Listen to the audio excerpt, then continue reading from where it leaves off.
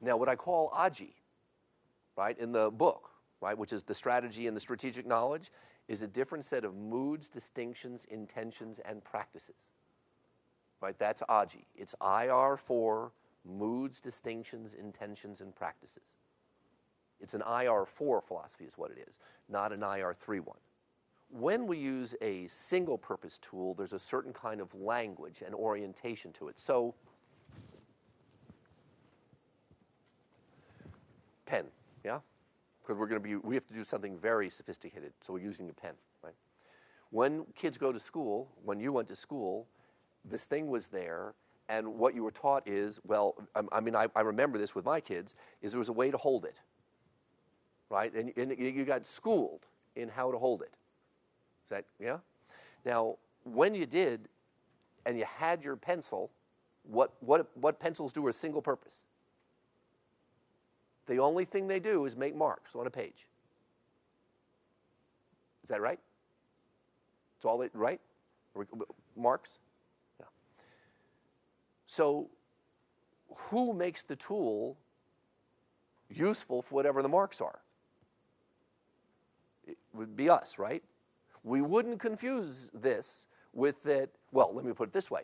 If I get a better pen, and I say, oh, I threw out the old one, I got the new one, do I write better? How about if I get a typewriter? Then I can write really fast. Do I become a better writer? No. How about if I get an electric typewriter? Word processor with spell check, right? No tool. Improve the tool all you want, right? Because people do that. I mean, there's a whole sports industry that does that. I confess to have fallen victim to that, right? Where I go, oh, if I get better golf clubs, I'll play better golf, right? Not going to happen, right? Better hammer doesn't make a hammer better. Is everybody clear? Okay. So tools, single-purpose tools, have a language to them of use, and they are incomplete without an operator. And what we're used to, because I'll make you a bet, that I know that when you get in your car, the first thing you do is open the door. And then I bet you put yourself in the seat, right? And you put your seatbelt on or you turn the ignition. I bet you do that. Now, it might look to you like you're a choice there, but the machine is telling you what to do. You can't fulfill your intentions with that machine unless you do what the car says you must do to do that. Computers don't do that. Okay. Next is computer software and applications, right? Well, people learn how to do them like single-purpose tools. They all come with a set of instructions, and aren't the instructions always in words? You ever seen instructions to use a machine not in words? Always, even if it's pictures, those are words. Are we clear? That always those words are there. So when people have a computer with software applications, right, they come with instructions to how to use the software. Is that? And when you do that, if you're task-oriented, you learn how to use the application, right, to be task-oriented. And that turns the computer into, metaphorically I call it, a Swiss Army knife. There's about 600,000 business productivity software applications, and they're all in your computer, and what people can do is open up their computer, turn it on, and they can pull out whatever software application they want to do, and then they do that, like a new tool, like a Swiss Army knife. And what that produces are words to use that software. So if you're using word processing, because I'm writing the book, or a spreadsheet program, or a Computeraided Design program, there's words to use the program. Is everybody all right with that? Okay. Where's the words to use the computer? We know the words to use the software programs, but we have words to use a wrench. We have words to use a forklift. Where's the words to use a computer? And they aren't there. I don't hear people speaking about them. I mean, the computer is what you're using, right? So where's the words to use them? And you know, some years ago, I stood behind an architect, like he was the architect who worked for our architect, and like for 15 minutes I stood behind him, and it's like, He had the computer, right? And I was looking over his shoulder, and it told him, oh, well, in order to, with what you're doing, it would give him a list of what needs to be there to be complete.